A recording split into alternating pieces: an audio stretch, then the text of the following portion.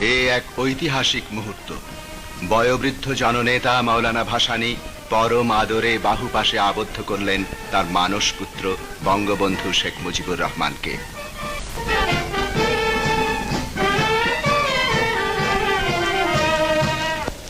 আমি 1956 সালের 17 জানুয়ারিতে ভিত্তি স্থাপন করি। আজ 18 বছর চলার পর যখন দেখলাম যে কলেজ একেবারে মৃত্যুর দ্বারে পথিক। এই কলেজে 4200 ছাত্র ছিল। এই কলেজের লক্ষ টাকার অধিক রিজার্ভ ফান্ড ছিল। যখন দেখলাম যে একটি পয়সা ফান্ড নেই, যখন দেখলাম যে কলেজ আর বাঁচাইতে পারি না, তখন আমি নিরুপায় হয়ে তার কাছে কিছু দিয়ে লোক পাঠালাম যে বাবা তুমি যদি কিছু পারো তো আমাকে সাহায্য করো, না পাকের কাছে শুকরিয়া আদায় করি এবং এর জন্য তোমার নিকট আমি শুকরিয়া আদায় করি।